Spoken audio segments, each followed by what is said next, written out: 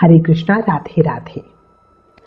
एक दुआ मांगते हैं हम अपने भगवान से, एक दुआ मांगते हैं हम अपने भगवान से, चाहते हैं आपकी खुशी पूरे दिलो ईमान से। सब हसरतें ख्वाहिशें पूरी हो आपकी और आप मुस्कुराएं दिलो जान से।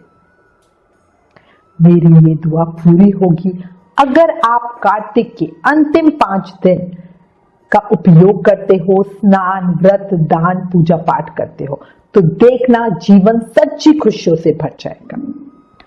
आज आपको कार्तिक महीने के अंतिम 5 दिनों में किए जाने वाले पंच भिक्षु व्रत की कहानी बताती हूँ। कार्तिक के लास्ट के जो 5 दिन है, इसमें रोज नियम से ये कहानी सुनना। किसी गांव में एक साहूकार था, उसका एक बेटा बहू थे। परिवार में बस ये 3 ही जन थे। साहूकारनी बहुत पहले ही भगवान प्यारी हो गई थी।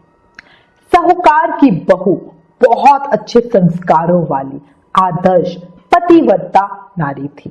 पूरे घर का काम सब बहुत अच्छे से संभालती थी। उसकी कंचन काया, चांदनी सी आभा बहुत ही सुंदर थी। बहू ने नियम ले रखा था कि वो किसी भी पर पुरुष के सामने नहीं जाती थी।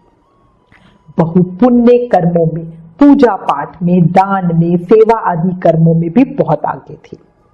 हर साल कार्तिक स्नान व्रत जरूर ही करती थी। कार्तिक में बहू गंगा जी नहाने जाती थी, पर कोई पर पुरुष ना देखे इससे वो बहुत सुबह ही स्नान कर लेती थी। एक समय की बात है, कार्तिक का महीना आया। उस नगर के राजा के बेटे ने भी इस बार कार्तिक स्नान करने का मन बनाया। उसने सोचा कि वो सुबह गंगा जी स्नान करने जाएगा। पहले दिन आया तो देखा घाट गीला है। वो हैरान होने लगा और सोचने लगा, मैं तो इतनी जल्दी उठकर स्नान करने आया हूं, पर मुझसे भी पहले कौन स्नान कर गया। अब रोज यही होता, वो सोचते ही रह जाता कि पता नहीं कौन आता है जो मुझसे भी पहले स्नान कर जाता, क्योंकि वो रोज बहुत जल्दी आता था। कार्तिक महीने के 6 दिन बचे थे। उस दिन साहूकार की बहू जब स्नान करने के लिए आई और उसके बाद जब वापस जा रही थी, तो उसी समय राजा का बेटा भी स्नान करने के लिए आ रहा था। अब जब बहू ने बग्गी की आवाज सुनी तो वो जल्दी जाने लगी और जल्दबाजी में उसकी माला मोजड़ी वहीं घाट पे छूट गई। राजा का बेटा जब घाट पर पहुंचा तो उसने देखा घाट गीला है और वहां पे उसे माला मोजड़ी पड़ी मिली। राजा का बेटा समझ गया कि कोई स्त्री मुझसे पहले यहां स्नान करने के लिए आती है। राजा के बेटे ने उस माला मोजड़ी को हाथों में उठाया और सोचने लगा, जिस स्त्री की ये माला मोजड़ी इतनी सुंदर है, इतनी महक रही है, वो स्त्री खुद कितनी सुंदर होगी। उसके मन में पाप आ गया। उसने पूरे गांव में घोषणा करवा दी कि जिसकी भी ये माला मोजड़ी है, वो स्त्री 5 रात मेरे पास आएगी। सब लोग थू थू करने लगे, पर राजा का बेटा था तो कोई बात टाल भी नहीं सकता था। साहूकार के बेटे की बहू ने जब राजा का संदेश सुना तो उसने राजा के पास संदेश भिजवाया कि वो माला मोजड़ी मेरी है। मैं 5 रात गंगा जी घाट पर आऊंगी, मुझसे वहां बात कर लो, जो कहना है वहां कहो। साथ ही किसी को साक्षी बनाने के लिए भी वहां बिठा देना, ताकि वो साख भर सके कि मैं अपने वचन के अनुसार घाट पर आई थी। राजा के बेटे ने कहा, उस परम सुंदरी को पहले मैं देखूंगा। मैं नहीं चाहता मेरे से पहले कोई और आदमी उसे देखे, इसलिए वहां पे सैनिक की जगह उसने एक सुवा यानी तोते का पिंजरे में बंद करवा के गंगा किनारे पेड़ पर टंगवा दिया। राजा का बेटा वहीं घाट पर बैठ गया और उस स्त्री के सपने सजाने लगा। बहू रोज की तरह नियम से सुबह के समय घाट पर आई। पहली पैड़ी पर पैर रखकर बोली, हे कार्तिक के ठाकुर, हे राय दामोदर, 5 पांडव, छठे नारायण, भीखम राजा, मुझ पर कृपा करो, मेरी लाज रखो और इस पापी को नींद आ जाए ऐसी कृपा करो। तभी अचानक बहुत ठंडी हवा बहने लगी और राजा के बेटे को नींद आ गई। अब बहू नहा धोकर चलने लगी तो तोते से बोली, सुबह सुबह तेरे गल डालूंगी हीरा, मेरी साख भरियो मेरे वीरा। अब सुबह यानी तोता बोला कि कोई वीर भी साख भरता है क्या? वो फिर बोली, सुबह सुबह सुबह तेरे पग डालूंगी नेवर, साग भरियो मेरे देवर। सुबह ने कहा ठीक है भाभी, मैं तेरी साग भरूंगा। अब ये कहकर वो चली गई। उसके जाने के बाद राजा का बेटा हड़बड़ा कर उठा और सुबह से पूछा, सुबह सुबह बता कैसी थी, आई थी वो? सुबह बोला, आभा की सी बिजली, होली की सी झल, केला की सी कामनी, गुलाब का सा रंग। अब तो राजा के बेटे के मन में पाप और बढ़ गया। अगले दिन राजा के बेटे ने सोचा कि आज मैं अपनी उंगली में चीरा लगाकर बैठूंगा, जिससे मुझे दर्द होगा और नींद नहीं आएगी। अब अगले दिन राजकुमार उंगली चीर कर वहां पे लेट गया। अब बहू फिर से आई और भगवान से उसी तरह प्रार्थना करने लगी कि राजकुमार को नींद आ जाए। उसको फिर से नींद आ गई।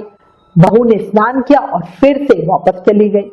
सुबह राजकुमार ने तोते से फिर से पूछा तो उसने वही सारी बात दोबारा दोहरा दी। अगले दिन राजकुमार बोला कि आज रात को मैं आंखों में मिर्ची डाल के बैठूंगा। रात में वो मिर्ची डाल के बैठा। बहू फिर से आई और प्रार्थना की, जिससे जो राजा का बेटा था उसे फिर से नींद आ गई। राजकुमार ने तोते से बहू के आने की बात पूछी तो उसने फिर से बता दिया। राजकुमार अब फिर सोचने लगा कि आज मैं बिना बिस्तर के बैठूंगा और रात को बिना बिस्तर के बैठ गया। जब वो स्नान करने के लिए आई तो उसने फिर से भगवान से प्रार्थना की और राजकुमार को जमीन पर ही नींद आ गई। राजकुमार जब उठा तो वो जा चुकी थी। राजकुमार फिर से सोच में पड़ गया और उसने सुबह से पूछना तो सुबह ने फिर वही बात कही। अब राजकुमार ने सोचा आज तो मैं अंगीठी जलाकर बैठूंगा, जिससे मुझे कुछ भी हो जाए नींद नहीं आएगी। अब वो रात में अंगीठी रखकर बैठ गया। साहूकार की बहू आई और वो भगवान से फिर से प्रार्थना करने लगी और बोली, आपने 4 रातें तो निकाल दी, अब ये रात और निकाल दो। भगवान ने उसका सत रखा, उसकी बात रखी और राजकुमार को फिर से नींद आ गई। जब वो नहाकर जाने लगी तो उसने तोते से बोला, इस पापी को कह देना कि 5 रातें पूरी हो चुकी है, वो मेरी मोतियों की माला मोजड़ी मेरे घर भिजवा दे। अब सुबह राजकुमार की आंखें खोली तो उसने तोते से पूछा, क्या वो आई थी? तो तोते ने कहा हाँ आई थी और उसने अपनी माला मुजरी अपने घर मंगवाई है। अब ये सुनकर राजकुमार सोचने लगा कि वो तो सच्ची पुण्य प्रताप वाली थी, तभी तो भगवान ने उसका सत रखा और हर रात को सब कुछ करने के बाद भी मुझे नींद आ जाती थी। अब राजकुमार भी राजमहल में आ गया। कुछ दिनों के बाद राजकुमार को कोढ़ हो गया। राजा ने ब्राह्मणों को बुलाकर पूछा, साधु वैद्य महात्माओं को बुला के पूछा, मेरे बेटे का शरीर क्यों जल रहा है? उसने कार्तिक स्नान किया था, फिर भी उसे ये परेशानी क्यों हो रही है? तो एक महात्मा ने विस्तार से सारी बात राजा को बताई और राजा से कहा कि इसने पतिव्रता स्त्री पर बुरी नजर डाली थी, इसलिए ये इस रोग से पीड़ित हुआ है। राजा ने उन महात्मा से इसे ठीक करने का उपाय पूछा तो वो महात्मा बोले कि ये पापी उस साहूकार की बहू को अपनी धर्म की बहन बनाए और रोज उसके नहाए हुए पानी से नहाए, तब ये ठीक हो सकता है। अब राजा साहूकार की बहू की माला मोजड़ी लेकर साहूकार के घर गया और उससे बोला, ये माला मोजड़ी आपके पुत्र वधू की है, इसे ले ले और आपकी बहू के नहाए हुए जल से मेरे बेटे को नहला दे। साहूकार बोला, राजा जी वो तो किसी पराये पुरुष का मुंह तक नहीं देखती, आप उसे इस नाली पे बिठा दीजिए, जब वो ऊपर नहाएगी तब नीचे इस नाली के पानी से आपका पुत्र नहा लेगा। राजकुमार ने ऐसा ही किया और कुछ समय बाद उसका शरीर चंदन का सा हो गया। हे पंच भीखु देवता, जैसे आपने साहूकार की पुत्र वधू का सत रखा, वैसे ही इस कहानी को कहते सुनते हुकारा भरते सभी का सत रखना, सभी का मान रखना। बोलो कार्तिक के देव की जय, पंच भीखु देवता की जय। पंच भीखु का ये व्रत बहुत मंगलकारी, कल्याणकारी और पुण्यदायी है। जो कोई भी श्रद्धा पूर्वक इस व्रत को करता है उसे मृत्यु के बाद गति मिलना निश्चित है। ये व्रत पहले के संचित पाप कर्मों से भी मुक्ति दिलाता है, इसलिए सभी प्रयत्न करके इस व्रत को जरूर करें और भगवान का आशीर्वाद लें। कार्तिक के अंतिम 5 दिन नियम से रोज इस कहानी को सुनना और साथ ही हमारी वीडियो को लाइक करना, शेयर करना। Please like, share and subscribe. Thank you. Hare Krishna.